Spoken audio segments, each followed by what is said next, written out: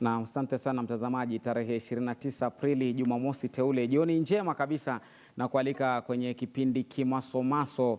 Na leo tunakwenda moja kwa moja, ukipenda kenye kutoka studioni, tofauti na vipindi vingine ambavyo huwa tunarekodi. Kwa leo utakuwa nami moja kwa moja hapa na wageni wangu studioni, tukiwa tunajadili swala zito zaidi ambalo si vyema kulifungia jicho ama kulipa jicho la upofu, kwa maana linatuathiri sote katika jamii. Swala ambalo linaathiri wazazi, walimu na vile vile wanafunzi. Kuna umri ambao mtu akifikia haswa miaka 18 kwenda mbele ama na zaidi, atatamani kuwa labda kwa hiari yake anaweza kuwa kwenye ndoa, anaweza oa, anaweza olewa, anaweza fahamu mengi kuhusiana na ngono ama kujamiana. Lakini kumekuwa na mjadala na mchakato mzito mno kuhusiana na elimu ya ngono shuleni. Je, iwekwe kwenye mtaalama, kwenye silabasi, ama watu wajifunze wenyewe nyumbani, watoto wafunzwe na wazazi wao? Lakini wazazi watawafunza vipi watoto wao? Kama baba amfunze bintie ambaye yuko na umri wa miaka 9, 10, 11, kivipi? Itakuwa namna gani?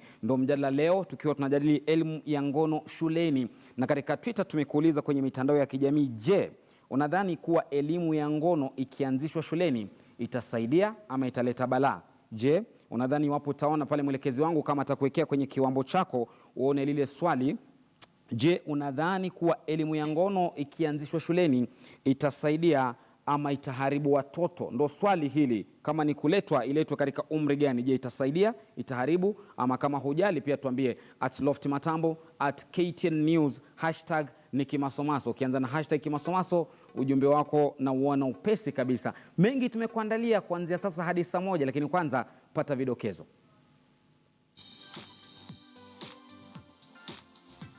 Hata ilifika mahali mimi nikakuwa nachukia kuwa na uhusiano na watu wa jinsia ya kimwanaume. Kwenye kisa changu, Dorcas Wanjiku alipata ujauzito katika umri wa miaka 15 akiwa kidato cha pili. Anasimulia jinsi alivyopigwa chenga na wavulana kwa kukosa elimu ya ngono mapema.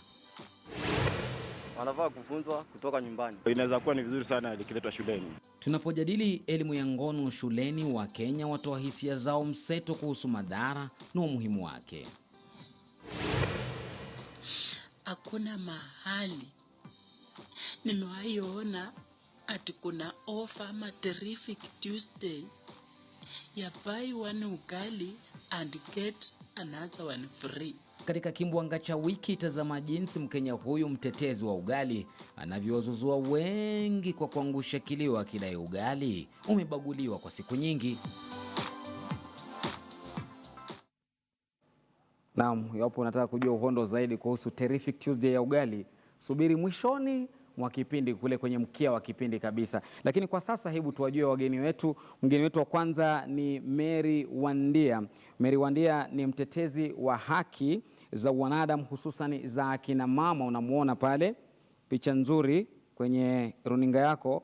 Anafanya kazi na shirika la Equality Now hapa Kenya. Ni meneja msimamizi wa mpango wa kupambana na ukeketaji FGM. Yuko nasi hapa, atakuwa anatoa misimamo yake kuhusiana na elimu ya ngono hasa kwa watoto. Mgeni wetu wa pili ni Dorcas Wanjiku ambaye ana umri wa miaka 32. Huyu ni mama wa watoto wawili. Mtoto wake wa kwanza ana umri wa miaka 15. Kwa hivyo umri wa mtoto wake ni nusu ya umri wake. Alafu huyu ni mwathirika wa ngono ya mapema, mwenyewe atajieleza.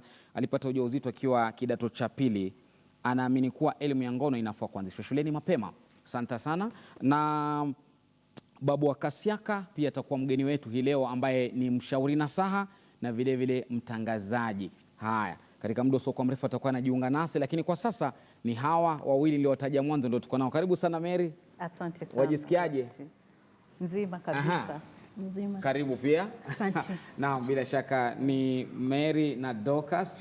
Dorcas amechangamka kweli, hata mwenyewe unamuona kutoka sura hadi mikono. Nimesikia mkono alionipatia. Unajua mtu akikupa mkono unasikia kama umechangamka. Asante sana.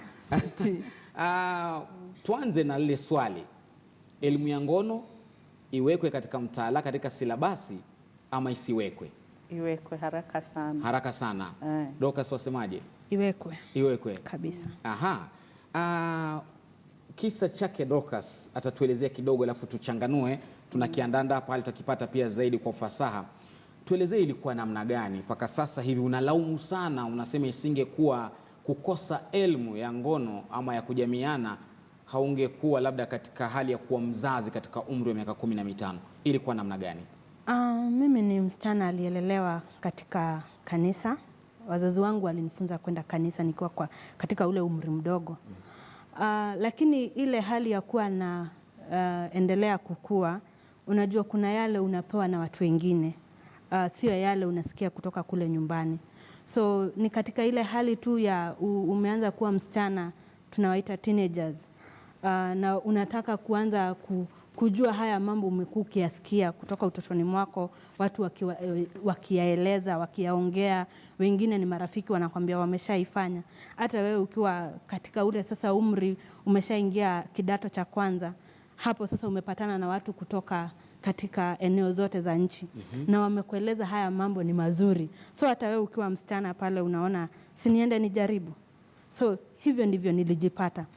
Nakumbuka mzazi wangu aliongea na mimi, lakini aliongea na mimi kama nishasikia kutoka kwa watu wengine. So mawazo yangu already yalikuwa yameshaharibika. Yeah. Kwa hivyo mzazi wako alikuambia kuchelewa katika umri gani ambao kwa kweli unaona ilikuwa ni kuchelewa? Nakumbuka mzazi wangu aliniambia kuhusu mambo ya ngono fenye alijua nimeanza kupata hedhi.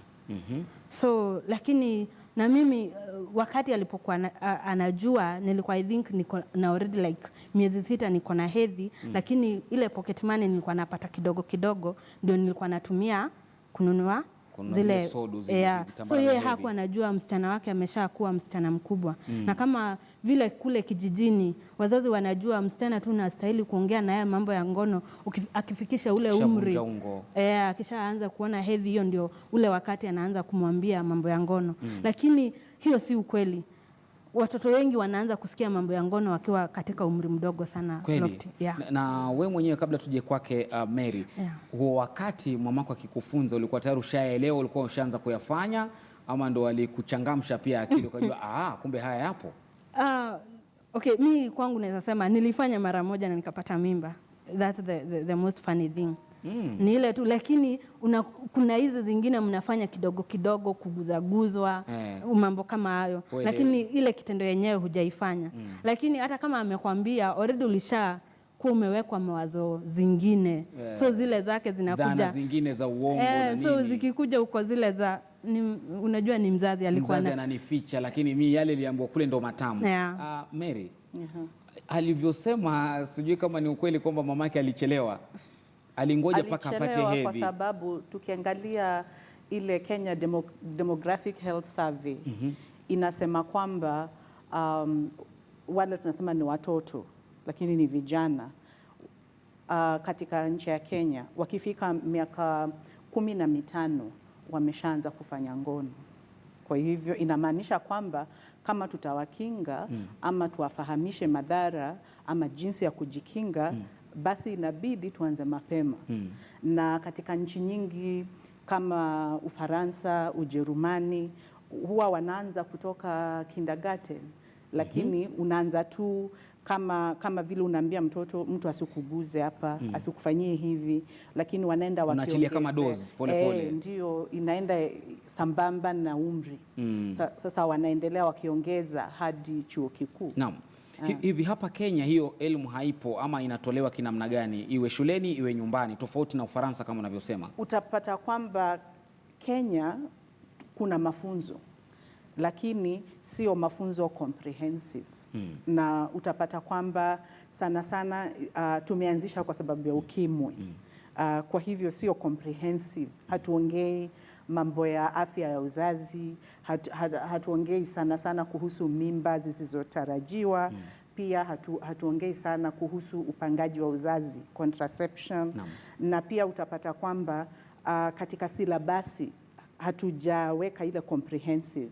Na kila wakati utapata kwamba wakati serikali inasema kulingana na tarakimu za ukimwi, kulingana na tarakimu kama hizo za Kenya Demographic Health Survey, wanasema zinatuelekeza lazima tuanzishe mafunzo ya sitaki kusema ngono kwa sababu si ngono, ni afya ya uzazi. Afya ya uzazi ndio tuanzishe mapema. Lakini wapata kwamba wadau wana hisia tofauti. Zuia hapo tutakuja tuangalie hawa wadau ni akina nani. Hizi hisia tofauti ni zipi? Kwanza ametuonjesha Dorcas, lakini kisa chake ndo hiki hapa kwa ukamilifu.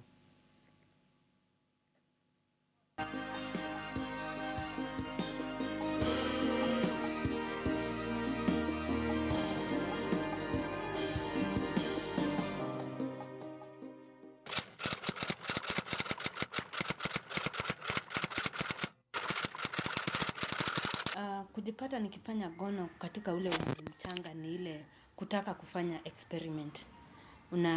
Unajipata wanarika wako wanaongea kuhusu haya mambo. So hata wewe unajipata unataka kuyajua. Nakumbuka nilikuwa msichana wa miaka 15 hivi. Venye nilijipata nimeingia katika hali ya kufanya ngono. Na ni ile tu kijana anakuambia haya mambo yanafanywa na kila mtu. Anakupea the wrong information. Haya mambo yalinidhiri sana kwa sababu wakati nilijua niko na mimba na sasa mpaka shule mahali nilikuwa venye nilijulikana niko na mimba nilikuwa kidato cha pili. So ilifanya nikaacha masomo kwa muhula 2 ili niweze kwenda kutunza ile mimba na bado nipate mtoto. Lakini nikakuwa na wazazi, nikakuwa na madugu zangu walionishikilia sana. Kwa sababu unajua ile kuteleza sio kuanguka, walinishikilia. Na huwa mwaka tu nilikuwa kidato cha pili muhula wa 3 nikarudi kusoma. So miaka yangu 4 ya secondary nililose 2 terms.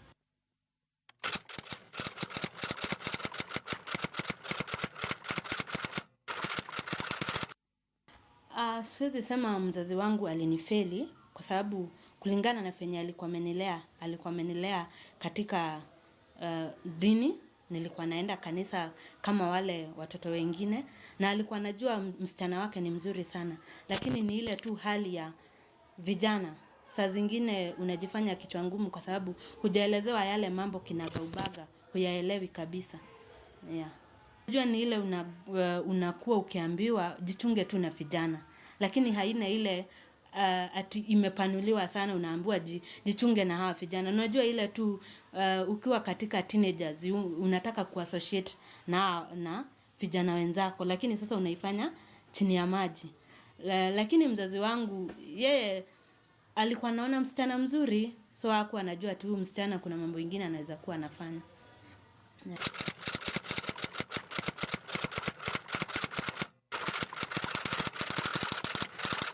Hatukuendelea, ilifika tu hapo. Ule kijana alinitunga mimba, sisi hatukuendelea kuwa na uhusiano tena. Na hata hatujai keti ati tukayaongea haya mambo tena. So uhusiano wangu na mimi na yeye uliishia tu mahali hayo mambo yaliishia. Hapo ndio uhusiano uliishia.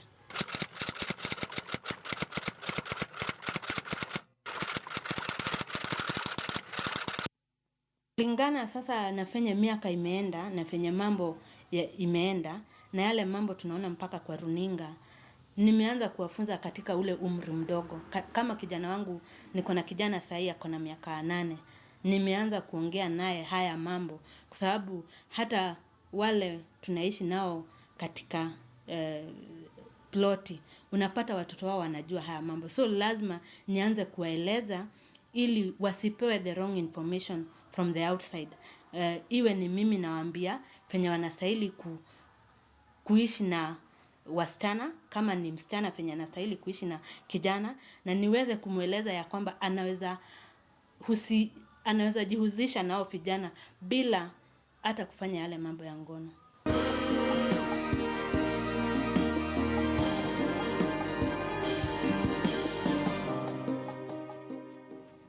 Asante sana mtazamaji, bila shaka ndo kisa chake hicho Dorcas akielezea mambo yalivyokuwa, pigwa chenga kidogo na wavulana, lakini sasa hivi ameelewa na hangependa mtoto wake wa kiume na vile binti wapigwe zile chenga na wavulana ambao pia wakaona elimu zao. amezungumza kitu kizuri katika kisa chake. Sijui kama unakionaje, unaona Dorcas anajitetea tu kwa maana haya ilitendeka, ama elimu kweli angeipata ingekuwa hali tofauti? Mary, unajua Waswahili wanasema tahadhari kabla ya hatari ni muhimu sana. Na tunaelewa Wakenya huwa tunasema kwamba kinga bora kuliko kutibu. Naam. Kwa hivyo utapata kwamba wakati wazazi ama walimu wanapata kwamba wanafunzi wanajihusisha na ngono, sasa pale ndio unaanza kuwaelezea. Lakini kama ulikuwa kama umekuwa wamefahamishwa, wameelimishwa hapo mbeleni, ni kwamba hauelimishwi ndio uweze kufanya ngono vizuri ama uanze mapema.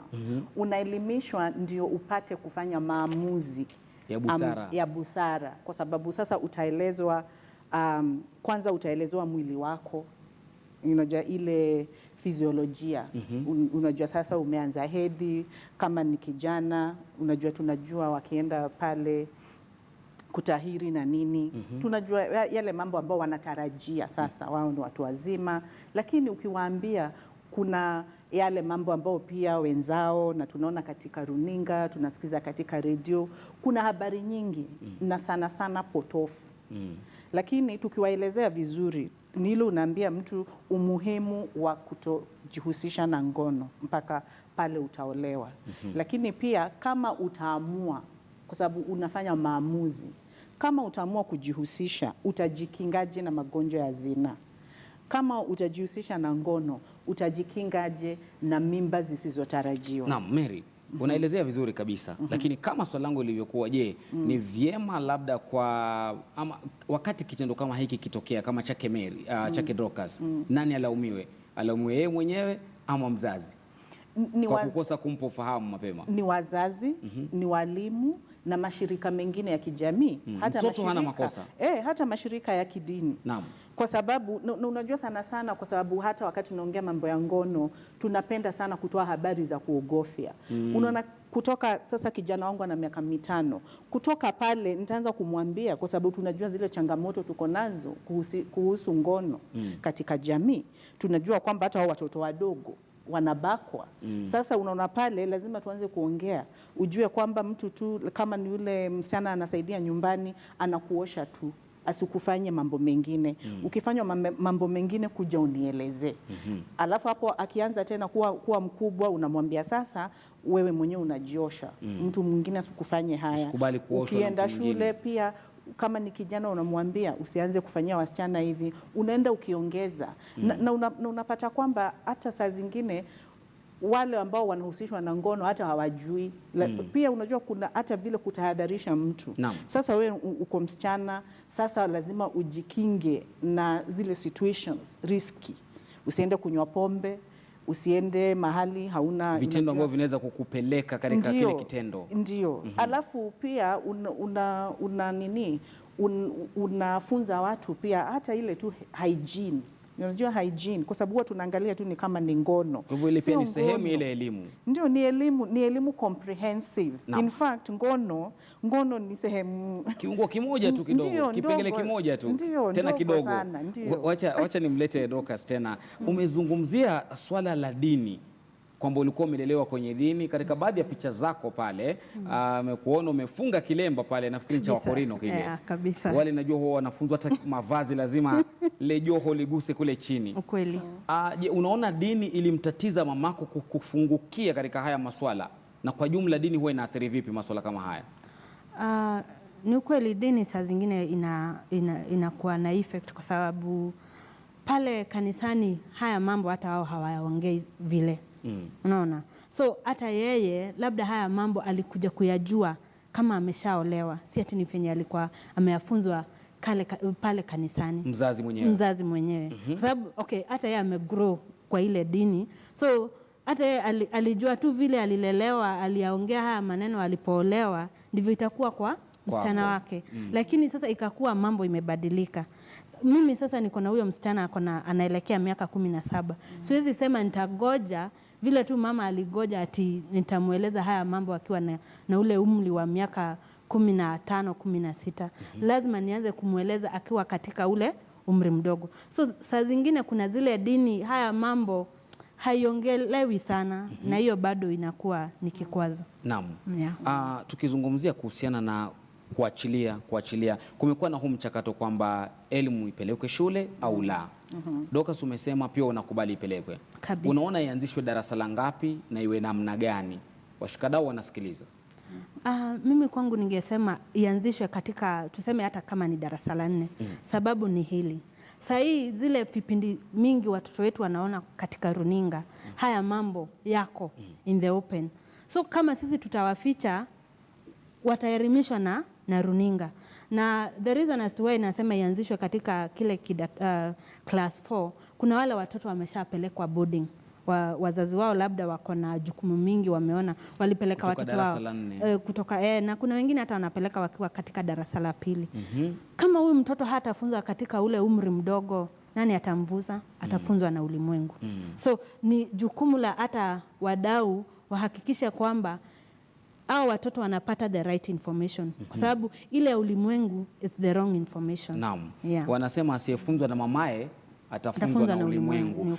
Tumekuuliza mtazamaji katika Twitter, je, unadhani kwamba elimu ya ngono ikianzishwa shuleni itasaidia ama italeta madhara kwa watoto? Katika Twitter tumeuliza, je, unadhani elimu ya ngono ikianzishwa shuleni italeta madhara ama itawasaidia watoto wetu? Hashtag ni Kimasomaso, Twitter pale @LoftMasambo @KTN News. Wacha nisome mbili kabla ya kupumzika kidogo hapa. Sharon anasema itasaidia sana, asante sana. Kibet Solomon anasema it depends, inategemea jinsi itakavyoletwa kwa hawa watu, bora isiwe ya kuharibu. Asante sana. George Kiprop anasema itawaharibu kabisa, chaneni nayo. Ya mwisho ni ya Presho Abracadabra, jina kweli kweli. Anasema wacha elimu ya ngono ifunzwe shuleni kikamilifu, maanake wazazi wanasusia kuwapa watoto mafunzo haya, labda wanaogopa. Kama nilivyosema awali, asiyefunzwa na mamaye ulimwengu utamfunza. Tutajadili zaidi kuhusiana na washikadau na shule itakuwa namna gani. Usiende mbali, Kimasomaso kinapumzika kidogo.